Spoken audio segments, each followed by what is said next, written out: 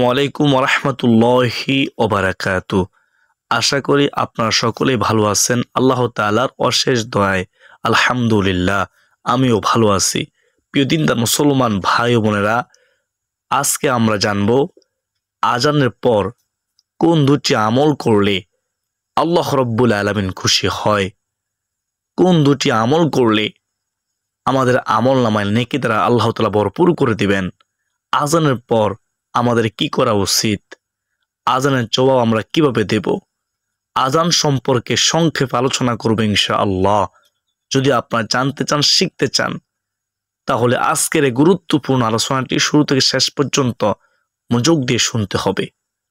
অত্যন্ত দামি দুইটি আমল আজানের পরের, যদি করতে পারেন হাসরের ময়দানে রাসূলুল্লাহ সাল্লাল্লাহু আলাইহি ওয়াসাল্লাম আপনার জন্য, আমার জন্য সুপারিশ করবেন, শাফায়াত নসিব হবে হাসরের ময়দানে। সুবহানাল্লাহ, আমাদের হিসাব নিকাশ সহজ হবে।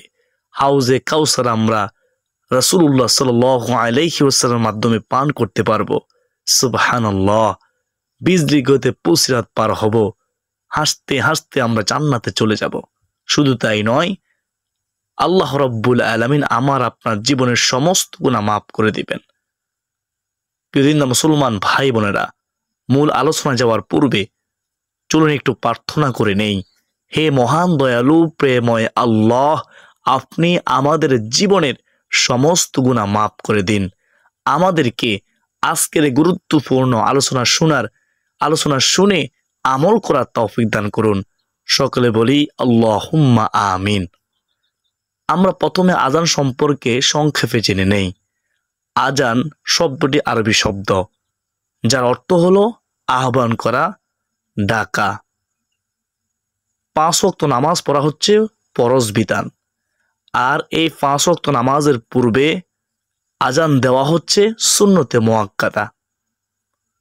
প্রিয় দিনদার মুসলমান ভাই বোনেরা, আজান এতটাই গুরুত্বপূর্ণ যে হাদিসের মধ্যে আছে, কেউ যদি এক লাগাতার 7 বছর আজান দেয়, আল্লাহ রব্বুল আলামিন এত খুশি হয় যে তার জন্য জাহান্নামের আগুন হারাম করে দিয়েছেন।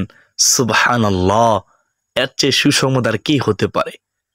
আজান এমন এক গুরুত্বপূর্ণ বিষয়, কেউ যদি আজান দেয়, হাদিসের মধ্যে আছে রাসূলুল্লাহ সাল্লাল্লাহু আলাইহি ওয়াসাল্লাম বলেন, এই আজানের শব্দগুলো যতদূর যাবে, ততদূর পর্যন্ত যত আল্লাহ তাআলার মাখলুক আছে, কীট পতঙ্গ আছে, পশু পাখি আছে, গাছগাছালি আছে, সমস্ত কিছু মহান আল্লাহ রব্বুল আলামিনের দরবারে ওই আজান যিনি দিয়েছেন, ওই মুয়াজ্জিন সাহেবের জন্য দোয়া করে। যিনি আজান দিয়েছেন তার জন্য মাগফিরাত করে আল্লাহ তাআলার দরবারে। সুবহানাল্লাহ, সুবহানাল্লাহ। ওই মুহূর্তটা কতই না সুন্দর মুহূর্ত, যেই মুহূর্তে সমস্ত কীট পতঙ্গ, সমস্ত পশু পাখি, গাছগাছালি, তরুলতা আল্লাহ তাআলার দরবারে যিনি আজান দেন তার জন্য দোয়া করে। সুবহানাল্লাহ। আল্লাহ তুমি আমাদের সবাইকে আজানের গুরুত্ব দেওয়ার তৌফিক দাও, আজান দেওয়ার তৌফিক দাও। প্রিয় দিনদার মুসলমান ভাই বোনেরা, কেউ যদি আজান দেয়, আজানের প্রতি যদি কারো মহাব্বত থাকে, সে কতই না ভাগ্যবান। হাদিসের মধ্যে আছে, যিনি আজান দেন হাসরের ময়দানে ওই আজান দেওয়ানেওয়ালার ঘাড় সর্বোচ্চ থাকবে। মুসলিম শরীফের হাদিস, হাদিসের মধ্যে বলেন, নবীজি বলেন, অধিক সম্মানিত হবে হাসরের ময়দানে যারা আজান দেয়। সুবহানাল্লাহ। আমরা কিন্তু যারা আজান দেয় তাদেরকে অবহেলা করি, তাদেরকে সম্মান করি না। যারা আজান দিবে তাদেরকে আমরা সম্মান করব, নিজেও মাঝে মধ্যে আজান দেওয়ার চেষ্টা করব। প্রিয় দিনদার মুসলমান ভাই বোনেরা, হাদিসের মধ্যে আছে, কেউ যদি জানতো এশা এবং ফজরের জামাতের গুরুত্ব কতটুকু, কেউ যদি জানতো আজানের গুরুত্ব কতটুকু, তাহলে হামাগুড়ি দিয়ে হলেও সে আজান দেওয়ার জন্য প্রস্তুতি গ্রহণ করত। সুবহানাল্লাহ, সুবহানাল্লাহ। আমরা অনেকে আছি, যখন আজান হয় আমরা কথাবার্তা বলি। আপনাদেরকে অনুরোধ করব, যখন আজান দেয়, আজান শুনবেন, আজানের জবাব দিবেন, হয়তো কথাবার্তা বলবেন না, গল্প গুজব করবেন না। যখন আজান দেয় চুপ থাকার চেষ্টা করবেন যতক্ষণ আজান চলে, আর আজানের জবাব দিবেন। আপনি যখন আজানের জবাব দিবেন আপনার তো কোনো ক্ষতি হবে না, বরং আপনার লাভ হবে, দুনিয়া আখিরাতে আপনি কল্যাণ পাবেন। আজানের জবাব আপনি কিভাবে দিবেন শুনেন, সবাই শুনবেন মনোযোগ দিয়ে, অনেকে জানেন না। যখন মুয়াজ্জিন সাহেব আল্লাহু আকবার বলবে, তখন যারা আজান শুনবে তারাও বলবে আল্লাহু আকবার। যখন মুয়াজ্জিন সাহেব আশহাদু আল্লাহ ইলাহা ইল্লাল্লাহ বলবে, তখন যারা আজান শুনবে তারাও বলবে আশহাদু আল্লাহ ইলাহা ইল্লাল্লাহ। যখন মুয়াজ্জিন সাহেব আশহাদু আন্না মুহাম্মাদার রাসূলুল্লাহ বলবে, তখন যারা আজান শুনবে তারাও বলবে আশহাদু আন্না মুহাম্মাদার রাসূলুল্লাহ সাল্লাল্লাহু আলাইহি ওয়াসাল্লাম। যখন মুয়াজ্জিন সাহেব বলবে হাইয়া আলাস সালাহ, তখন যারা আজান শুনবে তারা বলবে লা হাওলা ওয়ালা কুওয়াতা ইল্লা বিল্লাহ। যখন মুয়াজ্জিন সাহেব হাইয়া আলাল ফালাহ বলবে, তখন যারা আজান শুনবে তারা বলবে লা হাওলা ওয়ালা কুওয়াতা ইল্লা বিল্লাহ। একটু খেয়াল করে শুনবেন।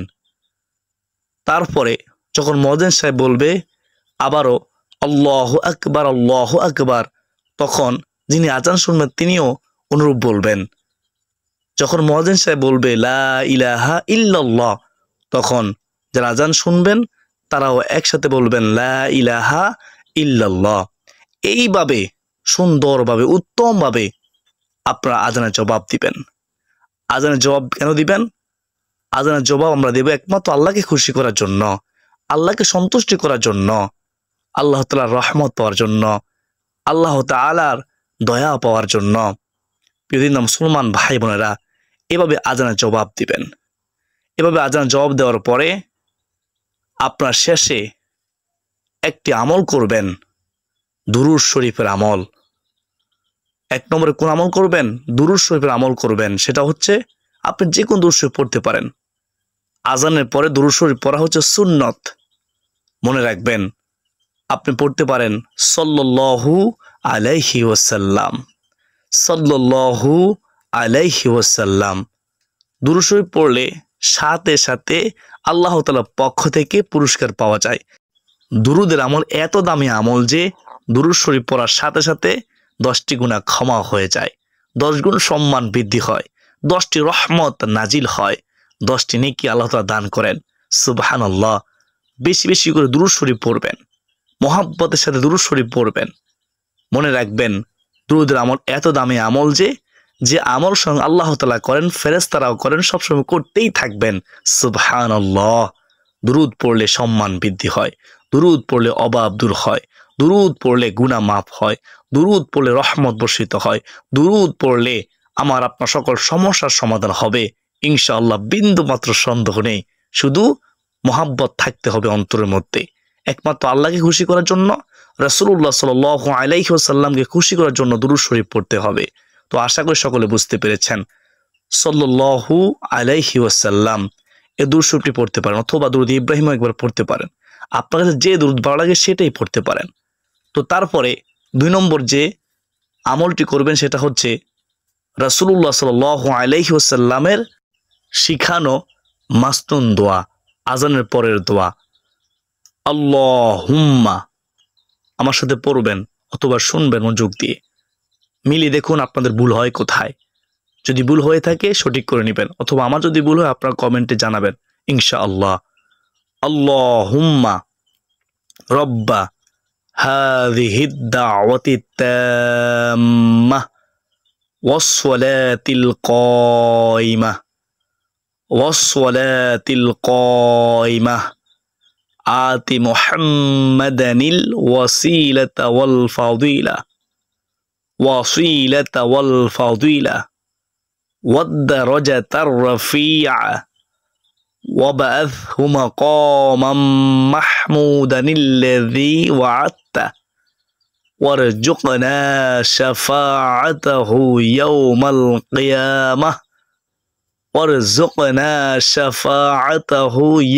القيامة ইন্নাকা লা তুখলিফুল মিআদ, ইন্নাকা লা তুখলিফুল মিআদ।